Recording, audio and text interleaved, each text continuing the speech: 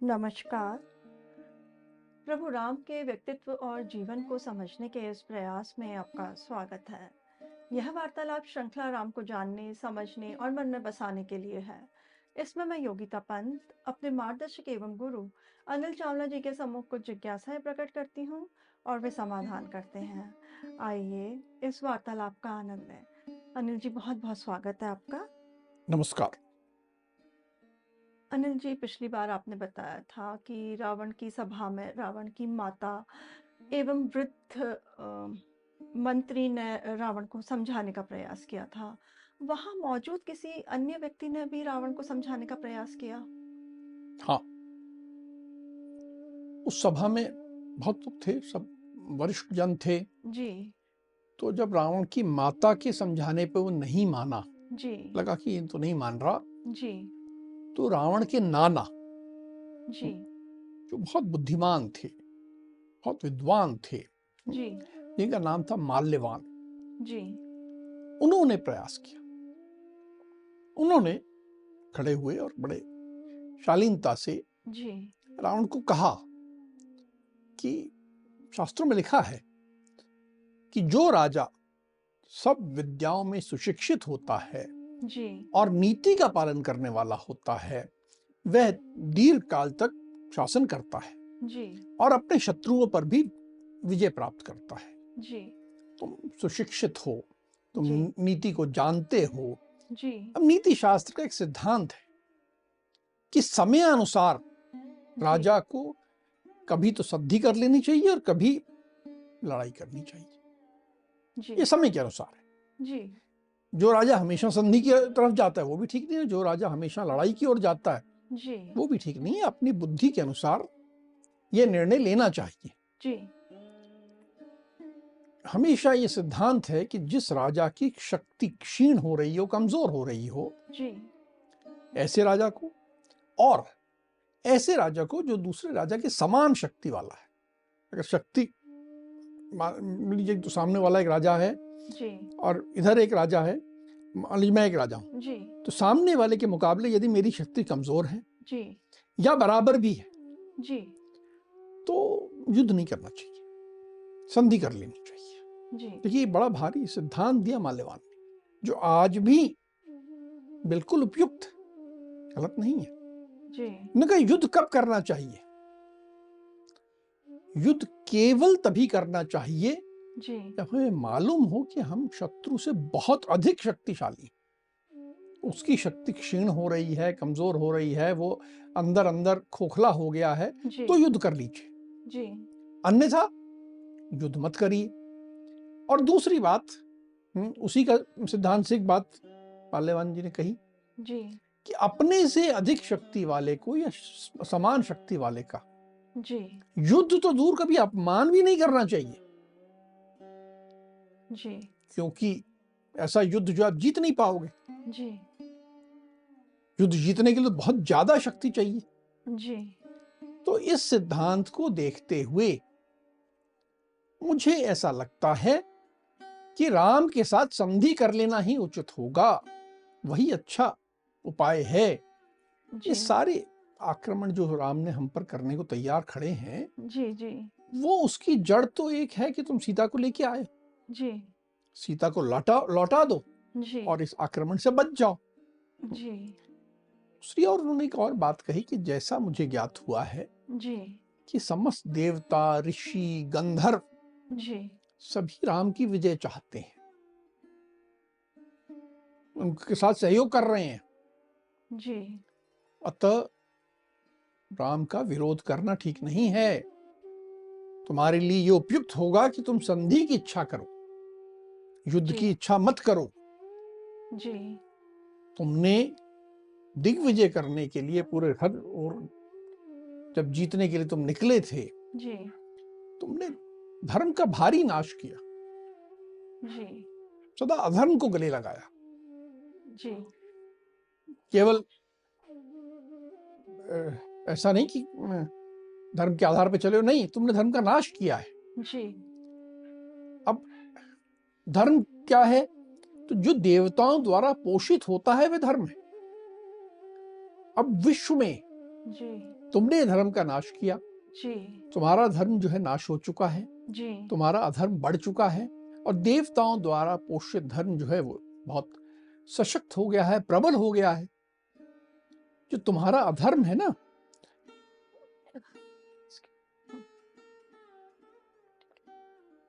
तुम्हारा जो अधर्म है जी, वो अजगर की तरह बड़ा हो गया है और ये अधर्म हमें ही निगल जाना चाहता है। ये जो देवताओं द्वारा पोषित पालित धर्म है जी, उसके सामने रुक नहीं सकता। जब धर्म बलवान होता है जी, तो इस युग में, हम जिस युग में जी रहे हैं उसमें धर्म अधर्म को हरा देता है। इसलिए मेरा मत है जी, कि तुम राम से संधि कर लो, सीता को लौटा दो जी, और मन से युद्ध का विचार समाप्त कर दो। जी। रावण के नाना माल्यवान ने धर्म की विजय की बात कही। उन्होंने फिर स्नेहवश कुछ और भी रावण से कहा। हाँ, वे नाना थे। जी, वो रावण को व्यक्तिगत स्तर पर संबोधित करते हुए जी, स्नेह से, प्रेम से कुछ कह सकते थे। जी, तो उन्होंने कहा कि हे रावण, तुम्हारे पास वरदान है जी, कि तुम देवताओं द्वारा, दानवों द्वारा, यक्षों द्वारा नहीं मारे जा सकते, जी, तुम अवध्य हो। लेकिन यहां जो चारों तरफ एकत्र हैं जी, तो मनुष्य हैं, वानर हैं, रीछ हैं, लंगूर हैं। जी, इनमें से किसी से तुम अवध्य नहीं हो, तुम्हें इनसे खतरा है। और ये जो आए हैं बहुत बलवान हैं, जी, बहुत शक्ति संपन्न हैं, सुदृढ़ पराक्रमी हैं। जी, ये आसानी से हार मानने वाले नहीं हैं। ये उन्होंने ये भी कहा कि इसी का एक नमूना हम पहले देख चुके हैं। जी, जो हनुमान ने आके यहाँ उत्पात मचाया, जी, वो भी हम देख चुके हैं। तो ये बड़े बलवान आए हुए हैं और इनसे तुम्हारे पास वो वरदान के कारण तुम बच जाओगे ऐसा नहीं है। और मुझे जी, अनेक प्रकार के भयंकर भयंकर उत्पात दिखाई दिख रहे हैं, बड़े अपशकुन होते दिख रहे हैं, जी, जिन सब के कारण मुझे ऐसा लगता है कि मुझे राक्षसों का विनाश सामने दिख रहा है। कैसे उत्पात है? बोले बड़े भयंकर मेघ जो हैं गर्जन तर्जन के साथ आते हैं और शीतल वर्षा करने के स्थान पर जी, गर्म खून जैसी वर्षा करके चले जाते हैं। ये बड़ा अपशकुन है। जो हमारे पशु हैं, जी, जो भी हाथी, घोड़ा, जी, ये सब रो रहे हैं। उनको अच्छे से अच्छा भोजन दिलाओ, जी, खिलाओ, सेवा करो, सब करो, लेकिन उनकी आंख से आंसू बंद ही नहीं होते। वो ऐसे रोए जा रहे हैं। जी, अनेक प्रकार के मांसभक्षी हिंसक पशु, जी, गीदड़, गिद्ध, भयंकर बोलियां बोलते हुए जी, हमारे सब लंका के उपवनों में आ गए हैं, झुंड के झुंड बनाकर बैठे हुए हैं। जी, ये भी एक अपशकुन बड़ा बुरा दिख रहा है मुझे। जी, घर में जब हम कुछ संस्कार करते हैं, यज्ञ करते हैं, कोई बलि देते हैं, जी, तो सब हम जब करके हटते हैं कि हाँ भैया प्रसाद वितरण का समय आ गया, जी, तो वो जो हविष्य है, जो प्रसाद का सामग्री है, जी, कुत्ते आते हैं वो खा जाते हैं। उससे शुभता नहीं आ रही, ये सब और अशुभता फैल रही है। जी, और बताऊं तो बहुत विचित्र घटनाएं हो रही हैं। जो गौए हैं, जी, गाय हैं, जी, जी, उनसे गधे उत्पन्न हो रहे हैं। नेवलों से चूहे पैदा हो रहे हैं।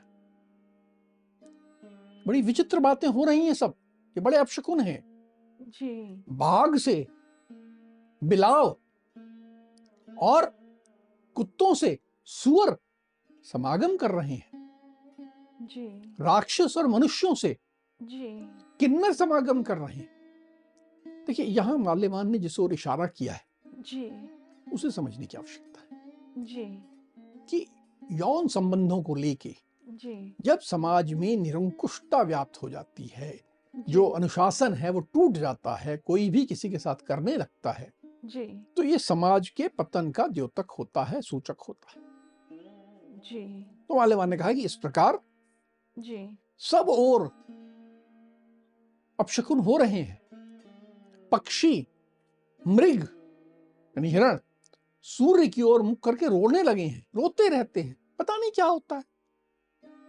ऐसे बहुत से अपशकुन हैं, मैं लगातार देख रहा हूं जी, कि राक्षसों का भारी विनाश सामने आ गया है। इसलिए मैं तुम्हें पुनः पुनः बार बार कहता हूं कि तुम संधि का विचार करो।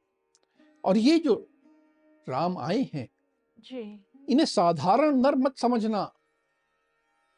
मुझे ऐसा लगता है कि साक्षात विष्णु जी, मनुष्य रूप धारण करके आए हैं। ये रघुवीर साधारण मनुष्य नहीं हैं। जी, तुम इनके साथ संधि कर लो, युद्ध का विचार नहीं करो, इनको हराना संभव नहीं है। जी, इस तरह बड़े स्नेह पूर्वक नाना ने अपने दोते को, अपने दौहित्र को जी, पूरी बात समझाने का प्रयास किया। जी। अनिल जी, आपने बिल्कुल ठीक कहा कि जब कुछ प्रकृति के विरुद्ध होता है तो समाज विनाश की ओर अग्रसर होता है। अब नाना माल्यवान ने इतनी बुद्धिमत्तापूर्ण बात रावण से कही, तो रावण की फिर क्या प्रतिक्रिया थी? रावण के सिर पर तो काल सवार था। उसे अपने जी, नाना की कही बात बुरी लगी। ये सदा होता है, जी, जब किसी व्यक्ति का बुरा समय होता है तो जो उसके अपने शुभ चिंतक, उसको प्रेम करने वाले, स्नेह रखने वाले उससे जी, अच्छी बात करते हैं जी, और उसे बुरा लगता है।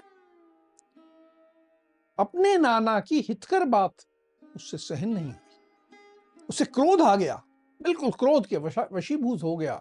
उसके नेत्र जो हैं घूमने लगे, क्रोध के मारे बिल्कुल लाल तमतमा गया। तो भूल गया कि ये मेरे नाना बैठे हैं सामने, मेरे नाना खड़े हुए हैं। जी, नहीं, बिल्कुल भूल गया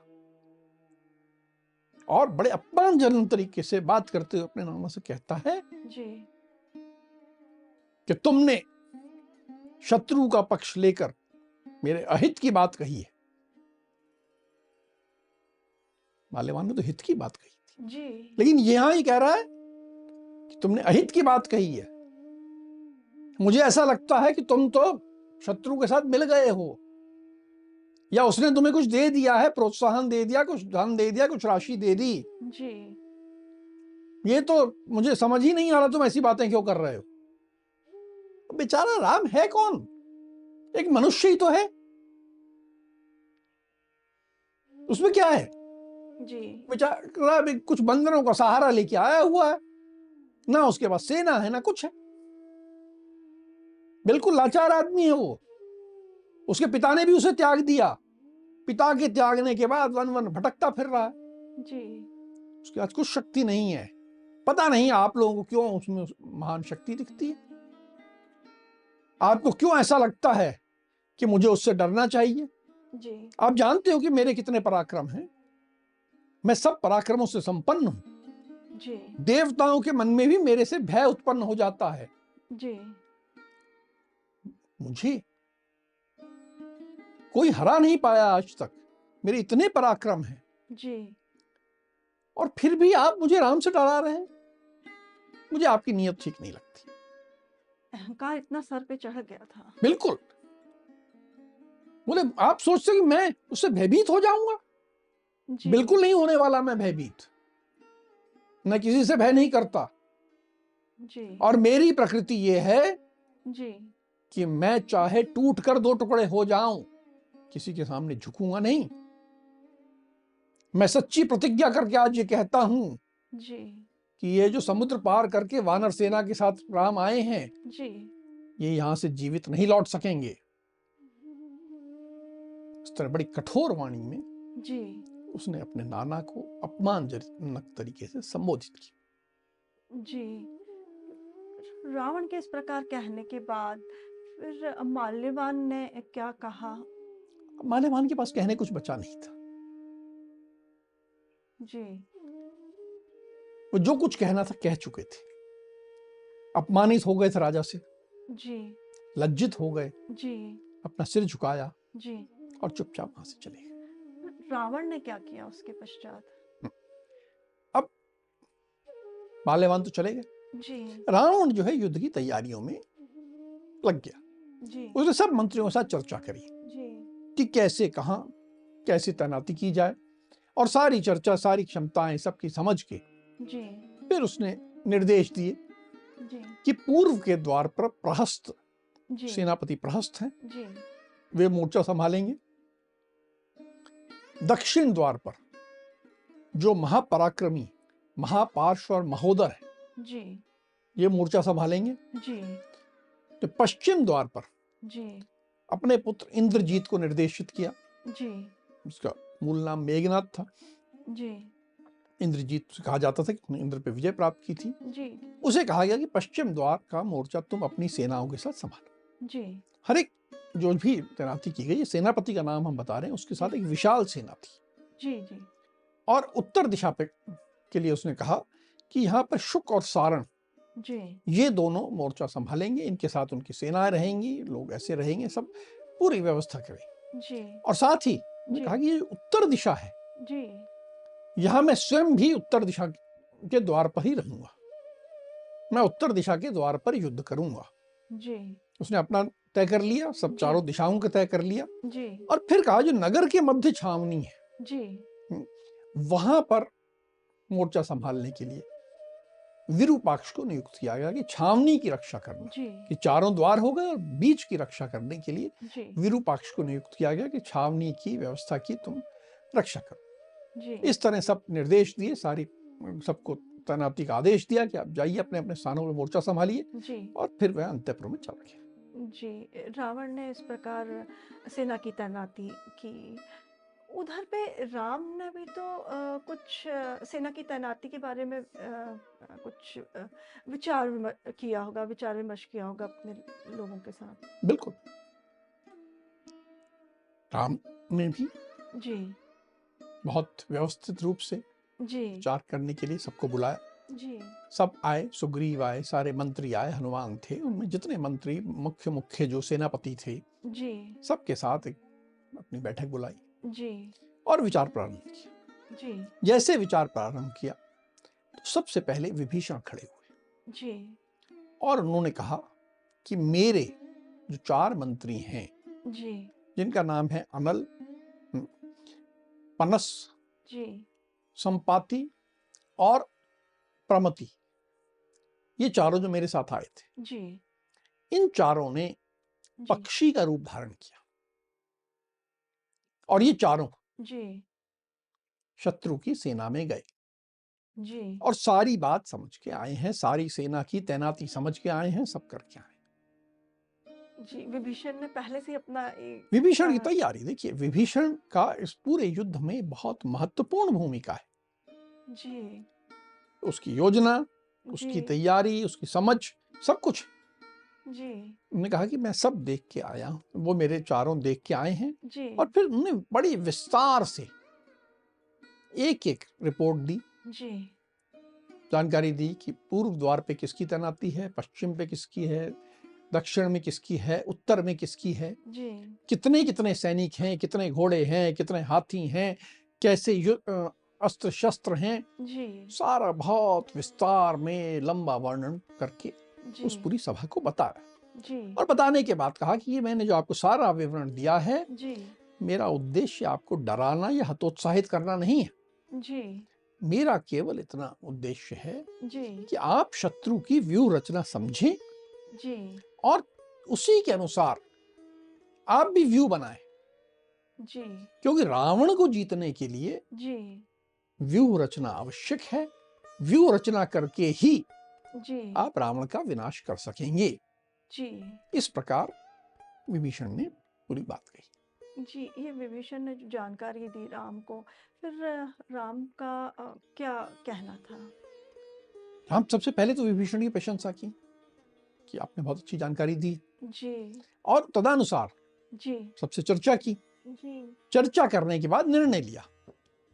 कि कैसे कैसे तैनाती करनी है। जी, उन्होंने कहा कि पूर्व द्वार पर जी, कपि श्रेष्ठ नील जो जी, है सेनापति प्रहस्त का सामना करेंगे। जी, एक एक उनका सेनापति हमें मालूम था जी, जी, कि वहां कौन है, तो हमने उसी के हिसाब से जी, अपनी सेना का भी निर्णय कर लिया जी, कि प्रहस्त का सामना कपिश्रेष्ठ नील करेंगे। जी, दक्षिण द्वार पर जी, जहां पर कि महापार्श्व और महोदर स्थित है, जी, वहां का सामना करने के लिए बालीपुत्र युवराज अंगद को तैनात किया गया कि जी, तुम अपनी सेनाओं के साथ वहां टिक जाओ, जी, वहां जाके आक्रमण करो। जी, पश्चिम द्वार पर जी, तो रावण का पुत्र था जी, इंद्रजीत, जी, और उससे युद्ध करना आसान नहीं था। जी, तो उसके लिए तय जी। किया गया कि इसके लिए सबसे उपयुक्त जो होंगे तो वो हनुमान होंगे।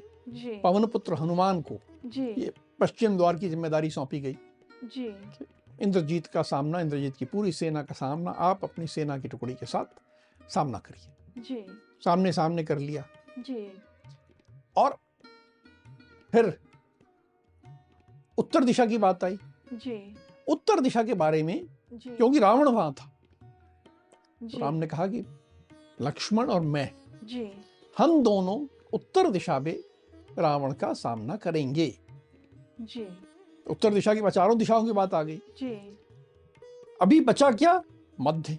जी, क्योंकि यदि आप मध्य में जीत लेते हो तो ये जी। चारों द्वार वैसे ही कमजोर पड़ जाएंगे। जी, तो यहां पर जी, आक्रमण करने के लिए जी, एक महत्वपूर्ण टोली बनाई गई। जी, उसमें सबसे पहले वानर राज सुग्रीव, जी, ऋक्षों के पराक्रमी राजा जी, जाम्बवान जी, और विभीषण।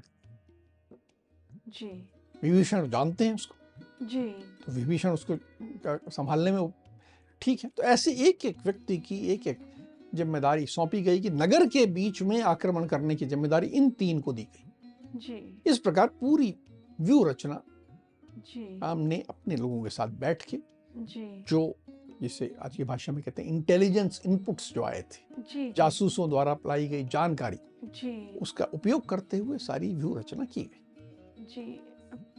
राम ने तो सारी सेना की तैनाती के निर्देश दे दिए। उसके अलावा भी उन्होंने कुछ और कहा? देखो, किसी भी युद्ध में जी, एक बड़ी महत्वपूर्ण जो होती है बात, जी, वो होती है कि हम कैसे पहचाने कि ये व्यक्ति दुश्मन का है और हमारा नहीं है। जी, आज के युग में यूनिफॉर्म एक पहचान होती है। जी, अगर भारत पाकिस्तान का युद्ध हो रहा है तो भारत के सैनिक की यूनिफॉर्म अलग है, पाकिस्तान के सैनिक की अलग है। जी, अब यहां तो ऐसा संभव ही नहीं था। वानरों के पास कोई यूनिफॉर्म तो था नहीं, जी, कोई मिलिट्री ड्रेस में तो थे नहीं वे। जी, जी, तो अब कैसे करें, पहचाना कैसे जाए? जी, तो कहा गया कि हमारी एक ही पहचान रहेगी जी, कि हमारे पक्ष में जी, मनुष्य केवल 7 है। लाखों करोड़ों के इस वानरों के बीच में केवल जी, जी। 7 मनुष्य। कौन कौन? राम, जी, लक्ष्मण, जी, विभीषण जी। और उनके 4 अनुचर, 4 मंत्री, विभीषण के 4 मंत्री। जी, ये 7 के अलावा हमारे यहाँ कोई मनुष्य नहीं है। जी, ठीक है, हमारा कोई भी वानर जी, रूप बदल के मनुष्य नहीं बनेगा। वानर वानर के रूप में युद्ध करेगा। जी, तो हमें पहचान रही, क्योंकि दूसरी तरफ कोई वानर नहीं है, रीछ नहीं है, लंगूर नहीं है। जी, तो अब हमें अपने रूप में रहना है जी, और इन 7 मनुष्यों को सब लोग पहचान लें। जी, इसके अतिरिक्त जो भी आएगा मनुष्य, उसे जी। मार सकते हैं। ये पहचान के निर्देश दिए गए जी, ताकि युद्ध में गफलत ना हो जाए, जी, हम अपने ही व्यक्ति को ना मार दें। जी, बिल्कुल। तो ऐसी पूरी योजना बना के सबको बात सूचना देने के लिए निर्देश दिए गए। तो ये जी। ऐसे पूरी व्यूह रचना, तैयारी युद्ध के लिए सब हो गया। जी, अब इन निर्देश देने के बाद फिर राम ने क्या किया? अब निर्देश दे दिए, जी, अब ये आक्रमण करना है। जी, उससे पहले उन्होंने कहा रुको, हम एक रात, जी, बगल में एक सुवेल पर्वत था, जी, बोला हम सब उस पर चढ़ के रात बिताएंगे। तो अभी सूर्यास्त में समय था, जी, सब लोग पर्वत पे चढ़े। जी, राम, लक्ष्मण, सुग्रीव, हनुमान, अंगद, सारे के सारे वानर, पूरी सेना जी, पर्वत पे चढ़ दी। और वहां से चढ़ के जी, उनका उद्देश्य क्या था कि हम लंकापुरी को देखें। जी, अभी सूर्यास्त नहीं हुआ, तो पहले उन्हें सूर्यास्त के पहले देखा, जी, और जब सूर्यास्त हो गया जी, रात्रि में, लंका में तो सब प्रकाश किया हुआ था, जी, तरह तरह से प्रकाश करते थे तो दिख रही थी, चमक रही थी। जी, ये अंधेरे में ऊपर से बैठे देख रहे थे। जी, और वैसे भी वह रात जो थी पूर्ण चंद्र की रात थी, पूर्णिमा की रात थी। तो उस पूर्णिमा की रात में जी, रोशनी थी, जी, तो देखते हुए देखा, ताकि हर व्यक्ति सेना का समझ जाए कि मुझे कहाँ आक्रमण करना है, कहाँ द्वार है, कहाँ रास्ता है, जी, कहीं फंसे नहीं। तो ये सारी तैयारी एक रात उन्होंने जाकर पर्वत के ऊपर से जहां आक्रमण करना है उसका अध्ययन करते हुए गुजारी। जी। अनिल जी, राम जी तो इतने शक्तिशाली थे, उनको भगवान का भी आशीर्वाद मिल रहा था, अप्रत्यक्ष रूप से कहें, किंतु उन्होंने रावण से ज़्यादा तैयारी कर रखी थी। उन्होंने योजना बनाई पूरी युद्ध के लिए। ऐसा नहीं था कि मैं तो मार ही दूँगा, मुझ में तो इतनी शक्ति है कि मैं रावण को आराम से हरा सकता हूँ।